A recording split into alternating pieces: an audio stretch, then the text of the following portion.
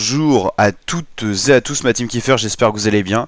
Aujourd'hui pour cette nouvelle vidéo on se retrouve pour le résumé complet de Liège-Bastogne-Liège 2023 qui clôture un petit peu ce début de saison avec les classiques. C'est d'ailleurs la doyenne des classiques car c'est une des plus anciennes des classiques ardennaises ou des classiques de début de saison.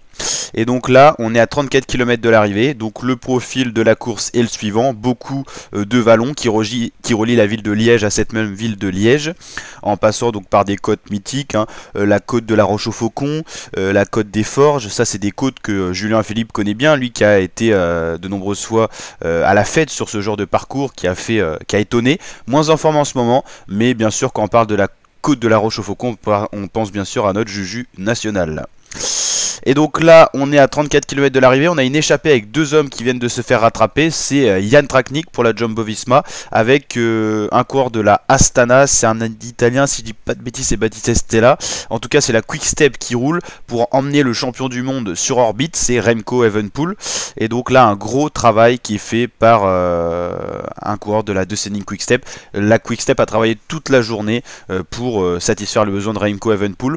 On peut penser à l'époque c'était Alaphilippe qui était maillot de champion du monde et c'était l'équipe à ses services. Et bah aujourd'hui c'est Remco Evenepoel qui est beaucoup plus en forme, qui va tenter une première fois d'attaquer, qui va se recalmer un petit peu parce qu'il va glisser un petit peu, donc il va se rasseoir sur son vélo et donc l'équipier va continuer son tempo.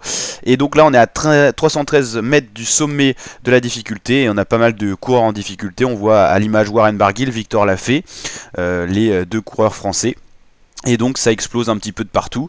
Remco toujours là, dans la roue de son équipier. On voit donc ici Remco Evenepoel. Là on voit Tom Pidcock. On voit Giulio Ciccone, Romain Bardet pour les Français avec la DSM. Et ensuite on peut voir un Bahreïn et un IF. C'est Ili le IF, un jeune coureur de 22 ans qui faisait partie des gros favoris. Cette fois c'est attaque de Remco Evenepoel, attaque assez franche. Tom Pidcock se dresse sur les pédales, Ciccone aussi, Romain Bardet dans un contretemps un petit peu. Et Remco qui va essayer de faire la différence et basculer dans la descente. On connaît les aptitudes de Pidcock, on pense qu'il peut revenir dans la descente, il est en train de faire la jonction. On voit ici Remco qui est donc l'homme de la tête, il n'y a plus d'échappée à ce moment là. Tom Pidcock qui revient grâce aux bonnes trajectoires, il freine moins, il freine au bon moment, donc il va revenir et former donc un duo en tête de la course, Remco Evenepoel, Tom Pidcock. Derrière on a un duo 100% Trek avec Ciccone et Skelmose. Et ensuite un troisième groupe avec notamment Romain Bardet, Tish Benoît, Yon Izagirre pour la Cofidis et encore quelques autres coureurs. On va voir l'identité de tous ces coureurs. La tête de la course, Tom Pidcock le Britannique, Remco Evenepoel, un duo de champions. Ici on a Skelmose avec Ciccone. Voilà, donc là ça se regarde pas, deux coureurs de la même équipe, ils veulent revenir à l'avant, ils sont un peu en chasse-patate, mais à deux quand même ça limite la casse, et donc toujours un duo à l'avant. A noter qu'on n'a pas souligné, mais en tout début de course, 85 km après le départ, on a Tadej Pogačar qui a chuté lourdement. On a eu des nouvelles de Pogačar, on a d'ailleurs une vidéo spéciale chute, si vous voulez tout savoir sur la chute de Tadej Pogačar, comment ça s'est passé, également quelles sont vraiment ses blessures et pour combien de temps il va être indisponible, est-ce qu'il sera de retour pour le tour, vous verrez tout ça. Tout ce qu'on peut vous dire dans ce résumé, on va être assez succinct. On va vous dire déjà que Tadej Pogačar s'est cassé le poignet gauche, il a quelques os de cassé, donc il va être opéré dans l'après-midi. On vous donnera bien sûr des nouvelles sur la chaîne YouTube, donc n'hésitez pas à vous abonner et activer la cloche. Chaîne YouTube 100% cyclisme, mais pas que, n'hésitez pas à aller découvrir les autres vidéos. Donc là on est à 30 km de l'arrivée, on a 15 secondes entre les deux duos et on a un groupe de 5 derrière avec Romain Bardet, Yon Izagirre. On a également le coureur de la Bahreïn, je me souviens plus c'est qui, et là c'est Ili. Et voilà Tish Benoît. Donc voilà, il nous manque le Bahreïn, on va voir. Ah, c'est Santiago Britago, voilà. Tish Benoît, Ili, Buitrago, Bardet, Izagirre, voilà. Donc des coureurs d'expérience quand même, la plupart, et des tout jeunes aussi, Buitrago et Ili. Toujours un duo en tête à 30 km de l'arrivée, les écarts commencent à se creuser et Remco Evenepoel est en train de lâcher, Tom Pidcock qui est en train de craquer. Remco Evenepoel s'envole tout seul, lui qui a gagné en 2022, il est parti pour se diriger vers un deuxième succès. La route est encore longue, piégeuse avec une route et une chaussée humide, mais Remco Evenepoel paraît le plus fort. Il a déjà mis 26 secondes en quelques kilomètres à Tom Pidcock qui subit une réelle défaillance et qui va revenir sur ses talons le duo de Trek Segafredo.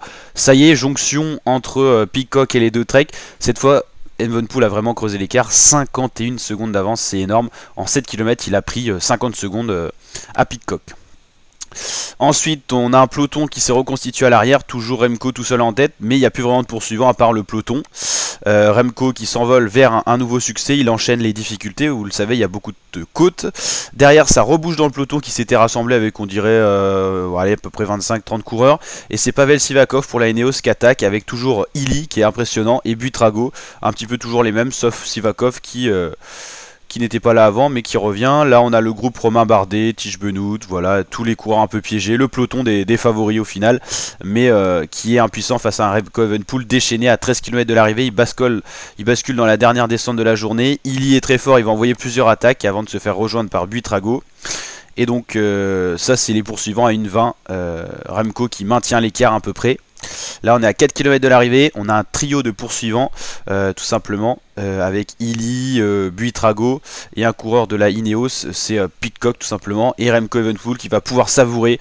Il va pédaler beaucoup moins fort dans les derniers kilomètres, il va commencer à se préserver pour les prochaines échéances, mais surtout à ne pas chuter pour gagner cette course. Donc voilà, il a une 30 d'avance, il a la marche, faut pas prendre de risques, c'est intelligent de la part de Remco qui va savourer sa victoire à l'avance. Il a fait le nécessaire pour pouvoir savourer cette victoire.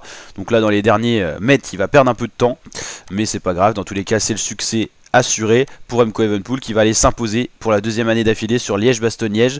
On aurait bien aimé voir le duel Pogacar-Evenepoel, mais Pogacar a chuté malheureusement, on lui souhaite un bon rétablissement, et en tout cas c'est Remco Evenepoel qui a été à domicile en Belgique le plus fort sur ce Liège-Bastogne-Liège 2023. Belle victoire de Remco Evenepoel. Derrière, Illy va lancer le sprint très tôt pour la deuxième place. Il va un petit peu se faire avoir à l'expérience par les deux autres coureurs, avec Pidcock qui va finir devant Buitrago. Et quatrième, ça sera donc Illy, vous l'avez compris. On revoit une image du vainqueur du jour, une très belle image de Remco Evenepoel avec son beau maillot de champion du monde. Voilà, les champions du monde qui gagnent sur les classiques. On a eu Philippe à l'époque, maintenant ça date un petit peu, il est moins à la fête en ce moment. Mais voilà, très belle victoire de Remco Evenepoel qui finit 1 minute 06 devant Pidcock qui fait 2, Santiago Buitrago, la pépite colombienne de la Bahreïn, 3ème à 1,06. Ben Illy, coureur prometteur sur les classiques, le jeune coureur de 22 ans irlandais, 1,08. Valentin Madouas, premier français, 5ème. Guillaume Martin qui a bien fini, 6ème. Tish Benoît, 7ème. Patrick Conrad, l'Autrichien, 8ème. Mathias Kelmose, 9ème. Et Marc Hirschi, 10ème. Pour les autres français, on retrouve Sivakov, Bardet un peu plus loin. Aurélien Pareil-Pinte. Et donc voilà un petit peu pour tout le classement de Liège-Bastogne-Liège. Si cette vidéo vous a plu, n'hésitez pas à la liker, à vous abonner, à activer la cloche. On se retrouve bien sûr pour dans très bientôt le Tour d'Italie sur la chaîne YouTube à partir du 6 mai. Il y a d'autres courses qui vont arriver, on va checker un petit peu tout ça, mais en tout cas on a des très belles échéances à venir sur la chaîne, donc n'hésitez pas à nous rejoindre en masse, on va kiffer ensemble. Chaîne 100% cyclisme mais pas que, on suit 100% des plus grosses courses.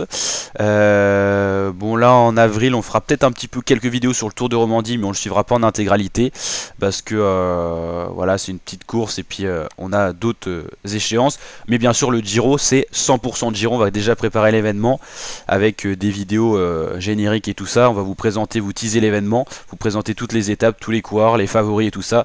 Donc préparez-vous parce que le Giro ça va arriver dès maintenant avec une playlist qui sera consacrée, donc n'hésitez pas à vous abonner pour suivre tout ça. Donc mois de mai ça sera beaucoup du Giro sur la chaîne YouTube, mais pas que, il y a la Coupe de France au niveau du football, et puis il y aura d'autres échéances cyclisme, on va regarder tout ça sur la chaîne, donc n'hésitez pas à vous abonner pour suivre tout ça. Ciao la team.